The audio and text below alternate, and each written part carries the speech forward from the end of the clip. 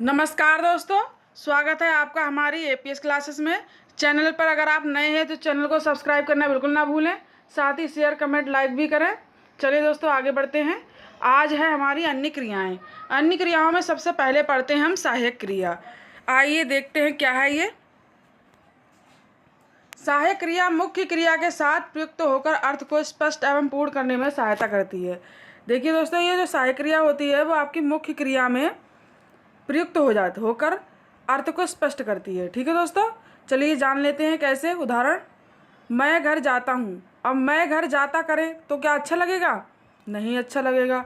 तो हमने ये जाता तो मुख्य क्रिया है, ठीक है। मैं घर जाता हो जाएगा तो अच्छा नहीं लगेगा। तो इसको स्पष्ट और पूरा करने के लिए हम सहायक क्रियाओं का उपयोग करते हैं। ठीक है दोस्तों, तो जैसे हम पढ़ेंगे मैं घर जाता हूँ, तो ये वाक्य हमें अच्छा भी लग रहा है और ये स्पष्ट भी हो रहा है। ठीक है दोस्तों, इसका जो अर्थ है वो स्पष्ट भी हो रहा है।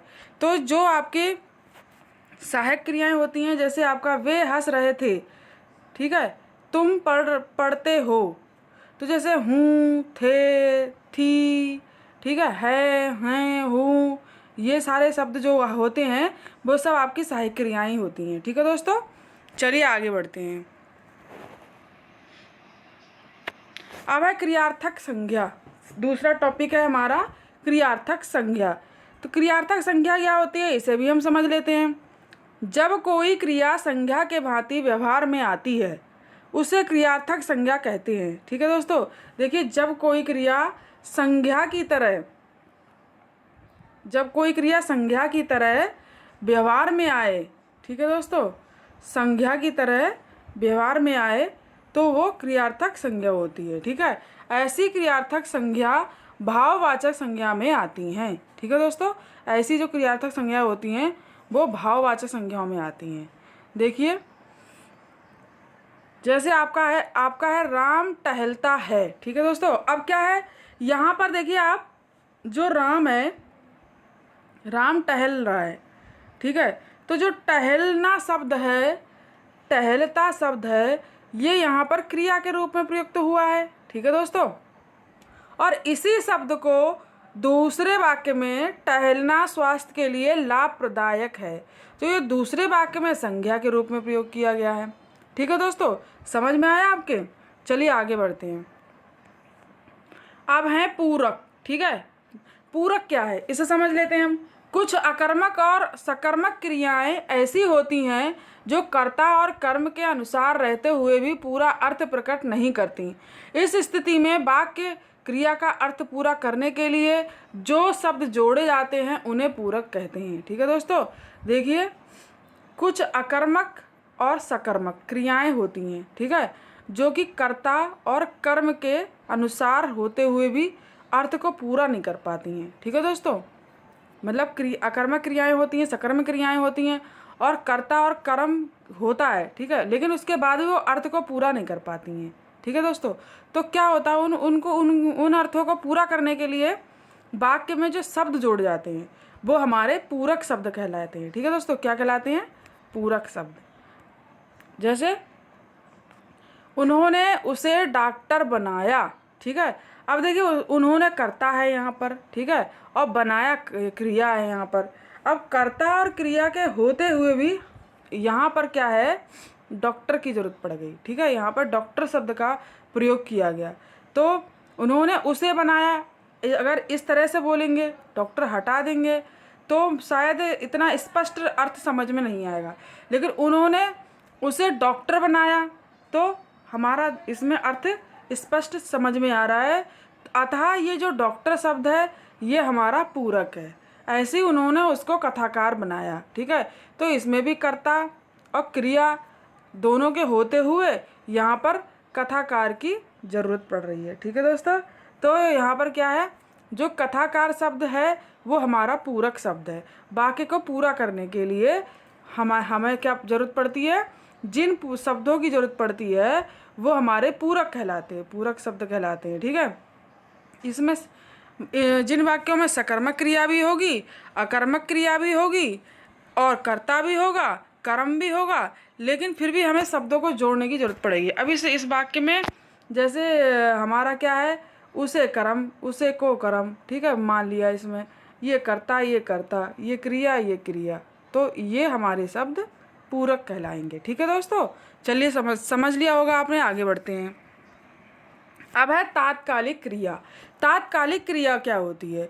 एक क्रिया के तुरंत बाद दूसरी क्रिया प्रारंभ हो जाए। ठीक है, एक क्रिया समाप्त होती है, उसके बाद तुरंत दूसरी क्रिया शुरू हो जाती है, वहाँ पर हमारा तात्कालिक क्रिया होती है। ठीक है, देखिए अब क्या है तात्कालिक क्रिया, हम इसे देख लेते हैं उदाहरण से।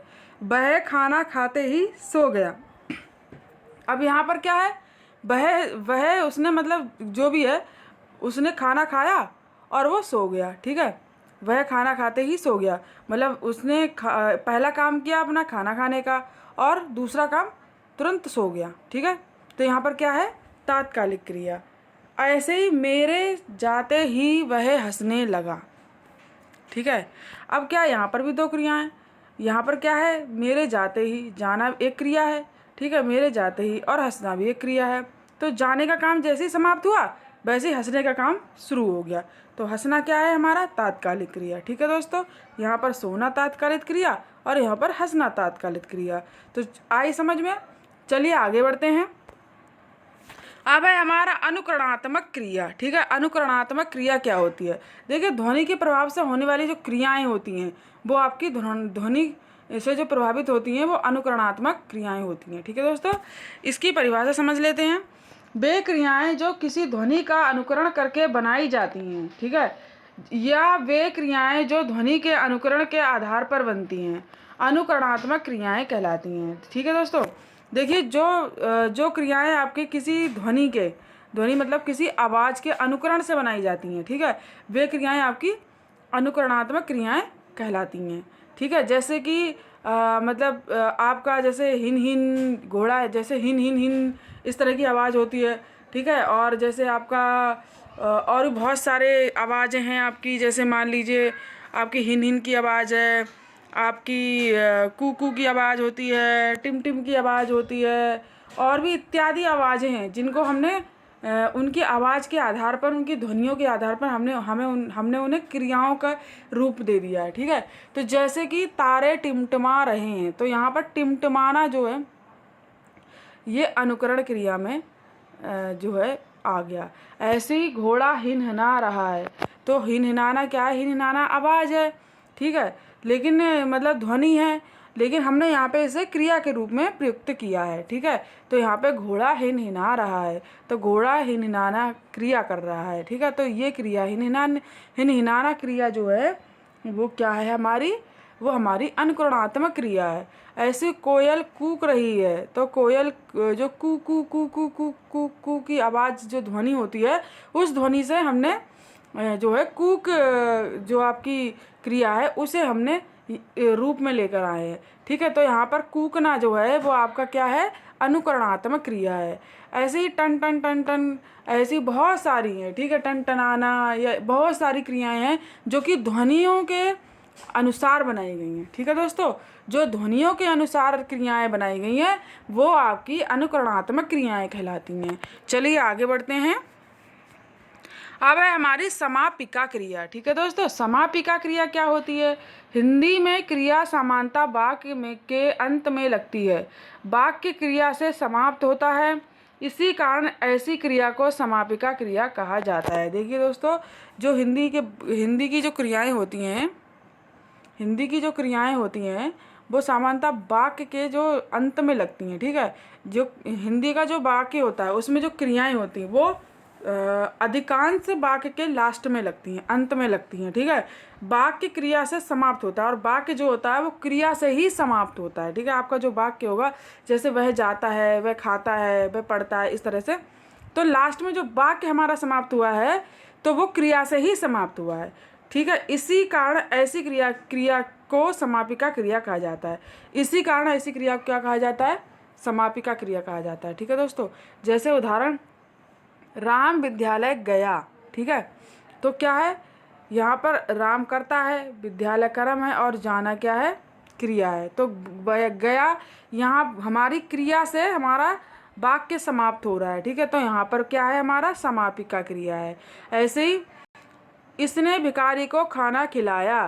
तो देखिए जो इसने है वो यहाँ पर कर्म के उस कर्ता के रूप में रखा गया है। भिखारी, कर्म, खाना, क्रिया, खाना खिलाया। ठीक है, तो इस तरह से क्या है आपका मतलब जो ये वाक्य है, ये वाक्य अंत में समाप्त हो रहा है आपकी क्रिया पर। ठीक है, तो यहाँ पर भी जो क्रिया पे समाप्त होता है उसे समापिका क्रिया कहते हैं। ठीक है, जो क्रिया से समाप्त होता है वह वाक्य जो होता है समापिका क्रिया कहलाता है। चलिए आगे बढ़ते हैं। अब है असमापिका क्रिया। ठीक है, असमापिका क्रिया क्या होती है?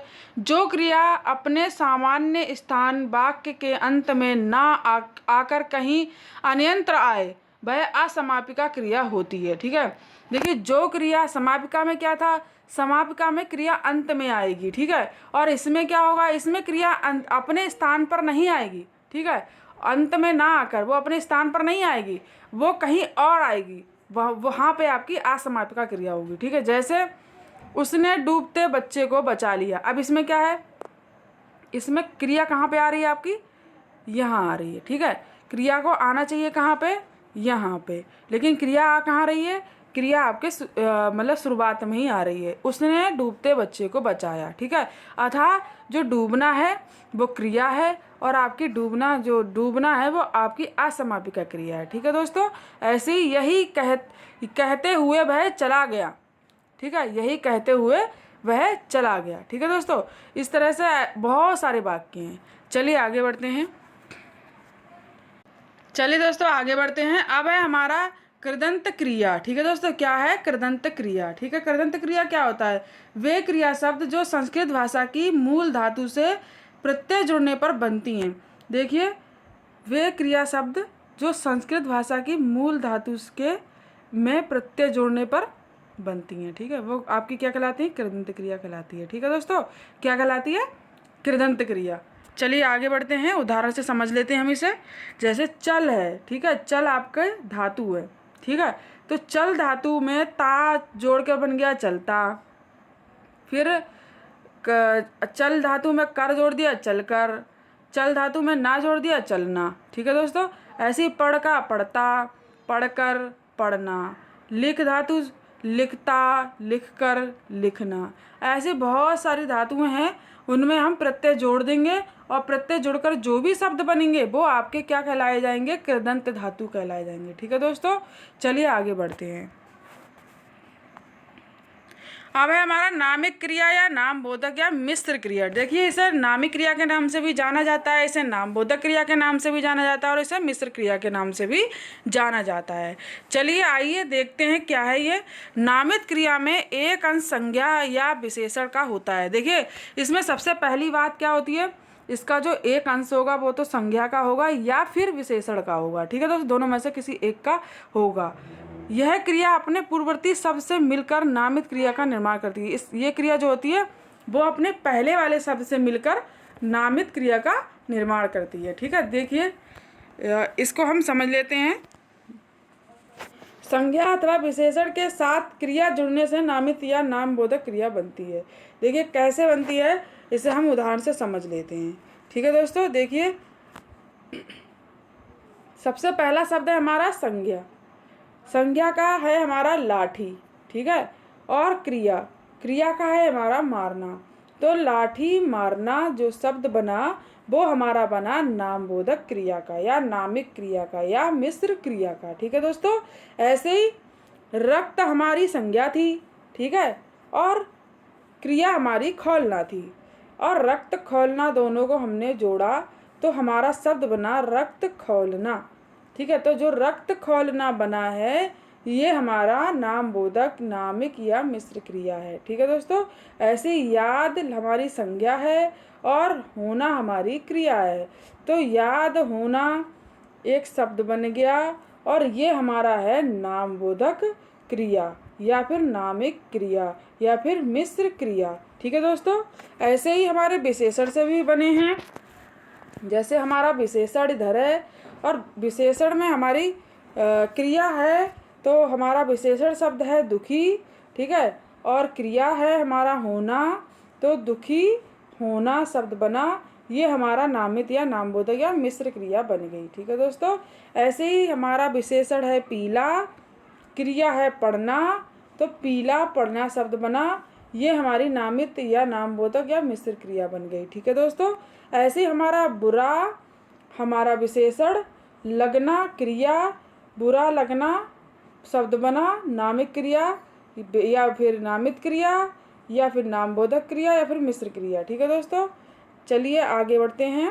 अब पढ़ेंगे हम क्रिया की अवस्था। ठीक है, क्या पढ़ेंगे हम? क्रिया की अवस्था। ठीक है, तो देखिए क्रिया की अवस्था हम पढ़ लेते हैं। क्रिया की अवस्था क्रिया के व्यापार को प्रकट करने का एक भाव है। ठीक है, देखिए क्रिया की जो अवस्था है वो क्रिया के व्यापार को प्रकट करने का एक भाव है। ठीक है दोस्तों, जिसमें वक्ता के प्रयोजन या मनोवृत्ति की ओर संकेत होता है। इसमें क्या होता है? इसमें वक्ता जो होता है उसके प्रयोजन या फिर मनोवृत्ति की ओर संकेत होता है। ठीक है, फिर क्या है? इसे क्रियार्थक या क्रियाभाव या वृत्ति भी कह सकते हैं। ठीक है दोस्तों, प्रत्येक काल में क्रिया की 3 अवस्थाएं होती हैं। देखिए प्रत्येक काल में क्रिया की कितनी अवस्थाएं होती हैं? 3 अवस्थाएं होती हैं। कौन कौन सी होती हैं? पहली है हमारी सामान्य अवस्था, दूसरी है हमारी विधि अवस्था, तीसरी है हमारी संभाव्य अवस्था। चलिए एक एक करके समझ लेते हैं। सबसे पहले हम पढ़ते हैं सामान्य अवस्था। ठीक है दोस्तों, देखिए चलिए दोस्तों आगे बढ़ते हैं। अब हमारा सामान्य अवस्था। ठीक है दोस्तों, सामान्य अवस्था क्या होती है?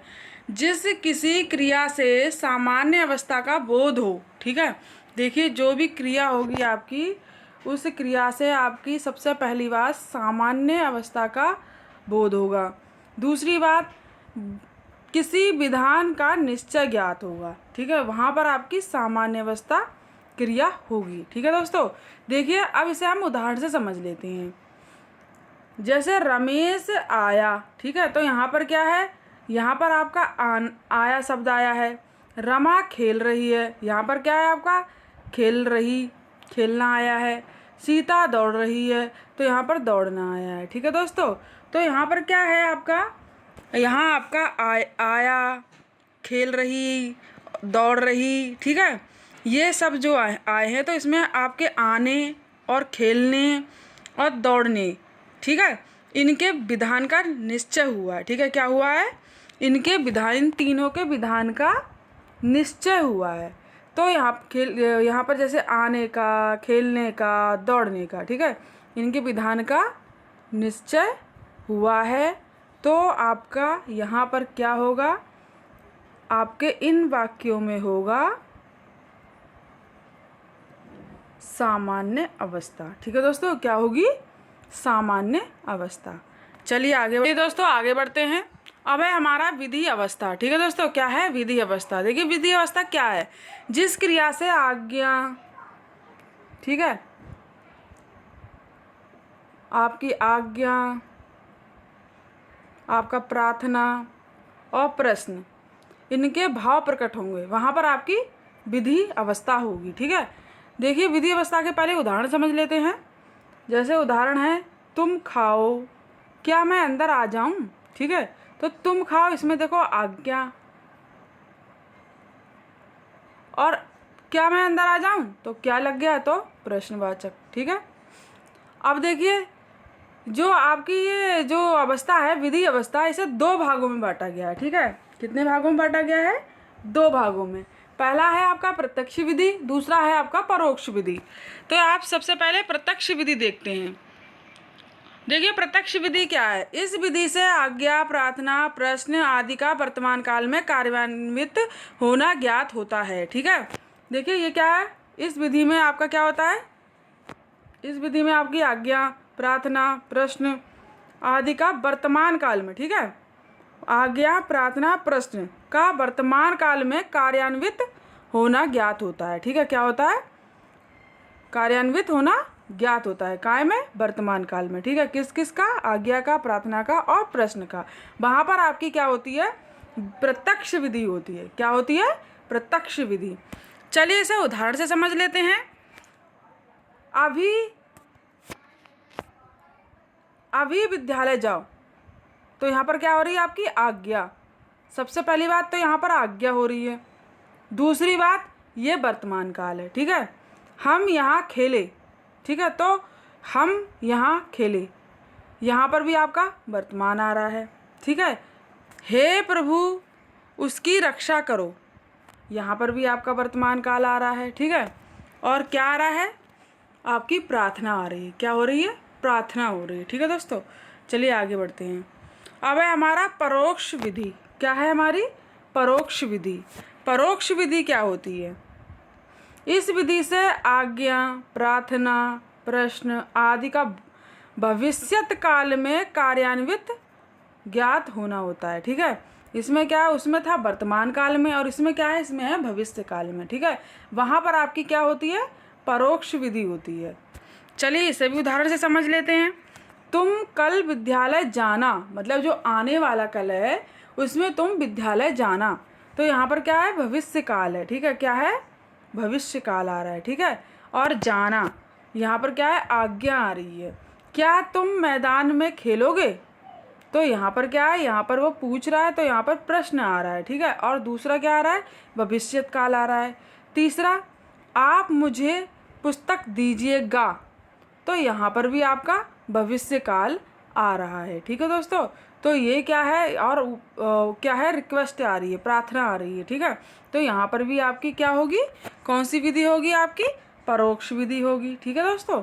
चलिए आगे बढ़ते हैं। आपको प्रत्यक्ष विधि और परोक्ष विधि समझ में आ ही चुकी होगी। अगर नहीं आए तो आप मुझे कमेंट्स बॉक्स में लिख के कमेंट्स कर सकते हैं, जिससे मैं आपको और सरल तरीके से समझा सकती हूँ, ठीक है दोस्तों। चलिए आगे बढ़ते हैं।